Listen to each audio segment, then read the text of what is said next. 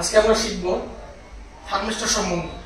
এটা আমাদের মোবাইল ইলেকট্রনিক্সে অনেক গুরুত্বপূর্ণ একটা কম্পোনেন্ট, যেটা আমাদের খুবই গুরুত্বপূর্ণ। কেন গুরুত্বপূর্ণ আসলে দেখি, থার্মিস্টর হলো একটা এক প্রকার রেজিস্টর, কিন্তু এটা একটা বিশেষ রেজিস্টর যাকে আমরা থার্মাল বা তাপমাত্রা নিয়ন্ত্রণের কাজে ইউজ করি। এই থার্মাল রেজিস্টরকে আমরা সংক্ষেপে থার্মিস্টর নামে চিনি।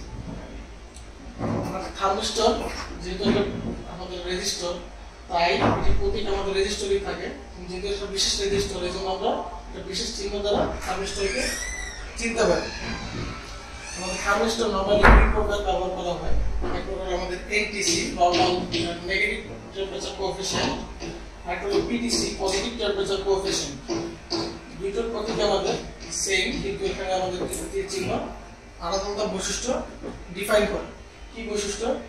নেগেটিভ টেম্পারেচার কোএফিসিয়েন্ট অর্থাৎ এনটিসি যে থার্মিস্টর, এই থার্মিস্টরের তাপমাত্রা যদি কত বৃদ্ধি পায়, রেজিস্ট্যান্স তত কমতে থাকে। অপরদিকে পিটিসিতে আপনার তাপমাত্রা যদি বৃদ্ধি পায়, রেজিস্ট্যান্সও তার সাথে সাথে কি বৃদ্ধি পায়, রেজিস্ট্যান্সও আমাদের বৃদ্ধি পাইতে থাকে।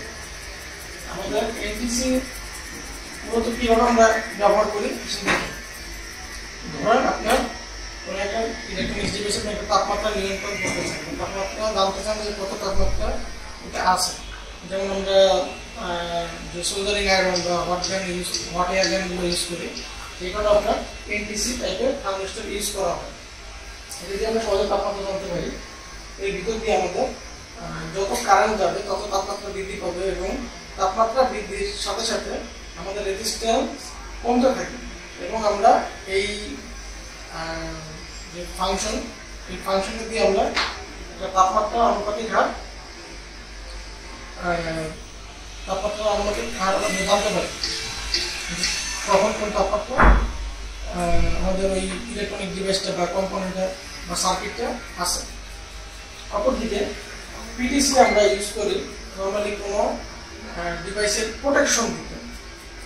ধরেন একটা ইলেকট্রনিক্স, আমাদের মোবাইলের যে মাদারবোর্ড সার্কিট, এই সার্কিটের কোনো আইসি বা কোনো সিপিইউ এবং কোনো চার্জিং সার্কিটে আমাদের থার্মিস্টরটা সবচেয়ে বেশি ইউজ করা হয়। তো সেখানে যদি কোনো কারণে যেমন এখানে আমাদের সিপিইউর পাশে একটা থার্মিস্টর দেওয়া আছে, এই থার্মিস্টরে যদি আমাদের অতিরিক্ত কারেন্ট প্রবাহ হয়, সেই অতিরিক্ত সিগন্যাল সিপিইউকে ড্যামেজ করতে পারে এবং এটা সিপিইউকে ওভারহিট দিবে। তো এটাকে প্রোটেকশনের জন্য এখানে আমাদের একটা পিটিসি বসানো আছে। পিটিসি এখানে কি করতেছে, এখানে যদি কোনো কারণে অতিরিক্ত তাপমাত্রা আমাদের প্রবাহ হয়, তাহলে এই তাপমাত্রা বাড়ার সাথে অতিরিক্ত কারেন্ট প্রবাহ হয়, অতিরিক্ত কারেন্ট প্রবাহের সাথে সাথে আমাদের এখানে তাপমাত্রা বৃদ্ধি পাবে থার্মিস্টরে। পিটিসি যে থার্মিস্টরটা আছে, এবং তাপমাত্রা বৃদ্ধির সাথে সাথে আমাদের কি রেজিস্টর রেজিস্ট্যান্স, যেহেতু থার্মিস্টর নিজে একটা রেজিস্টর এবং তার রেজিস্ট্যান্সটা বৃদ্ধি পাচ্ছে, এবং রেজিস্ট্যান্স বৃদ্ধি পাওয়ার সাথে সাথে সেই অতিরিক্ত যে কারেন্ট ফ্লো, সেই কারেন্ট ফ্লোটাকে বাধা দিচ্ছে, ওভার কারেন্ট ফ্লো হইতেছে এবং রেজিস্ট্যান্সও বৃদ্ধি পাইতেছে, যার কারণে কারেন্ট রেজিস্ট্যান্সকে কি বাধা অতিক্রম করে ওভার ভোল্টেজটা বা ওভার কারেন্টটা যেতে পারতেছে না। এগুলো আমাদের একটা থার্মিস্টর একটা সিপিইউকে প্রোটেকশন দিতে পারে তাপমাত্রা